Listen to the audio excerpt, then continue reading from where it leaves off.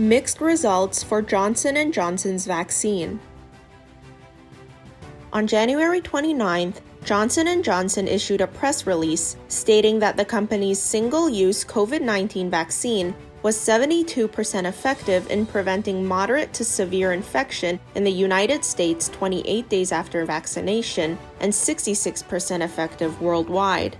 The results are from the Phase 3 Ensemble clinical trial, which involved 43,783 participants from 8 countries, including the United States, Argentina, Brazil, and South Africa.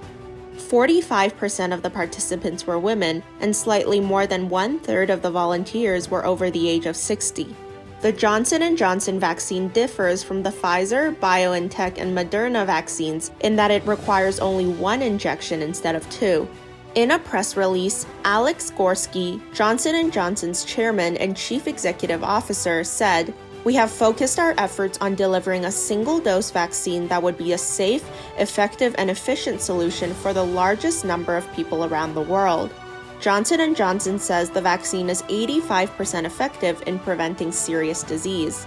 However, in Johnson & Johnson's press release, a worrying phenomenon was also mentioned. The vaccine had little effect on the South African variant strain. Of the more than 6,000 volunteers who participated in the trial in South Africa, where 95% of the cases were of the South African variant of the virus, the effectiveness rate of the vaccine was only 57%.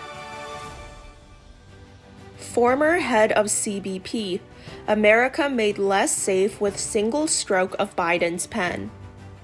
According to a Democratic congressman whose border district is located along the U.S.-Mexico border, all Customs and Border Protection (CBP) construction on the border wall stopped by the end of Tuesday, January 26th. The most recent former CBP Commissioner Mark Morgan told Breitbart News on January 23rd that the new administration has made the United States less safe with Biden's executive blitz within hours of being sworn in on January 20th. With the stroke of a pen, President Biden made this country less safe, Morgan said. "Look, I know what our team said to the transition team.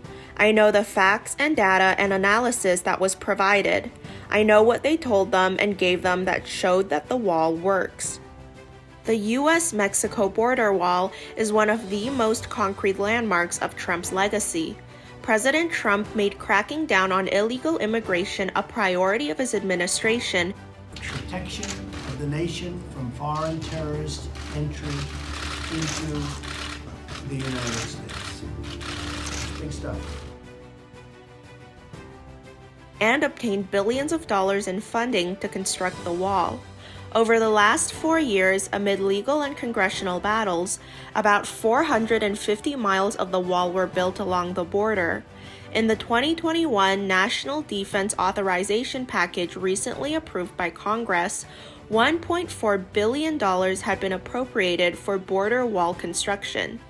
One of President Trump's final trips was to the U.S.-Mexico border wall in Alamo, Texas on January 12th.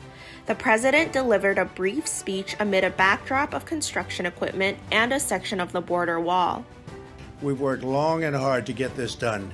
They said it couldn't be done, and we got it done. One of the largest infrastructure projects in the history of our country. And you set records, and we can't let the next administration even think about taking it down, if you can believe that. I don't think that will happen. I think when you see what it does and how it's so important for our country, nobody's going to be touching it, and you are very proud of it, and you're proud of the work you did because we really designed it together. We're joined together to celebrate a great achievement, the extraordinarily successful building of the wall on the southern border. According to the former head of CBP, Mark Morgan, "Stop building the wall? No, it's not going to save money. That's a myth that's out there, Brian. That's absolute false narrative. If we stop building the wall, not only will you take away a very essential tool in our multi-layer strategy to secure our borders, safeguard this country, but it's going to cost the taxpayers millions of dollars. We're going to actually have to pay contractors extra money to pull out rebar and fill in trenches that they've already dug. It's going to cost about 5,000 jobs. And give you another quick example, materials. We've got about 270,000 tons of ballot that's already been produced. We're going to actually have to not only pay the contractors for that, but we're going to have to pay them more to either store it or destroy it. It's ridiculous.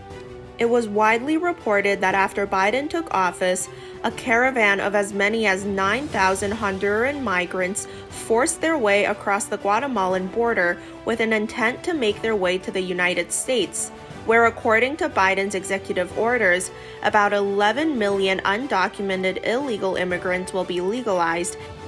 On day one, I'm going to send the legislative immigration reform bill to Congress to provide a roadmap to citizenship for 11 million undocumented immigrants, take immediate action to protect dreamers, restoring refugee admission, raising the target to a minimum of 125,000 people a year in my first year. Mark Morgan said the caravan heading to the U.S. is a direct result of Biden's open border strategy. This is nothing but pure politics. They're putting politics and political power over public safety. It's dangerous, and the American people should stand up and their voice should be heard that this is not right. Don't take my word for it, he said. Listen to the migrants themselves. New president, where's Biden? He's going to help all of us. He's given us 100 days to get to the U.S. and give us legal mental paper so we can get a better life for our kids and family. China's Tonghua City trial run of global reset.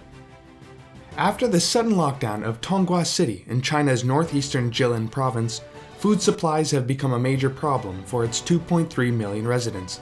Due to the local government's extreme COVID-19 lockdown measures, many residents confined to their homes are running out of food. Currently, all of the food supplies are distributed and delivered to households by community volunteers. Some volunteers revealed what the situation was like inside the lockdown city.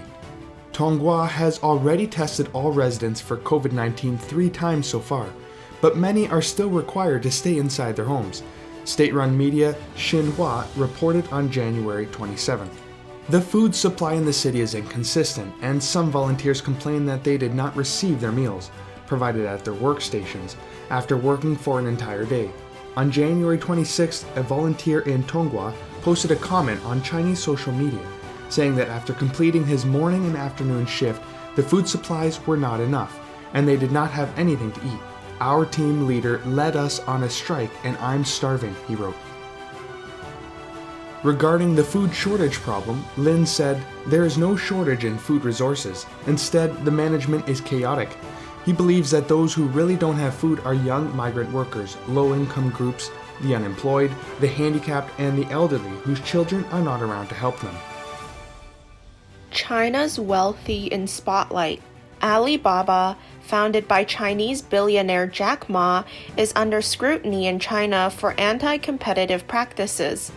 Ant, which is 1/3 owned by China's e-commerce giant Alibaba Group Holding, is in hot water with regulators there who want to force it to be more bank-like. Tencent Group is now also in the spotlight. On January 25th, the market value of Tencent, which was listed on the Hong Kong Stock Exchange, exceeded about 5.93 trillion yuan. For comparison, the total market value of China's 6 state-owned banks was approximately 5.69 trillion yuan. Jack Ma, the founder of Alibaba Group, ranked first on the list of China's richest people, and Huateng Ma, the founder of Tencent, ranked second. Beijing is taking on Alibaba from multiple directions, including Ant's lending practices and data protection rules that could crimp Alibaba's revenue growth. Jack Ma made his first public appearance after nearly 3 months on January 20th, when Beijing announced its regulation of the payment market on the same day.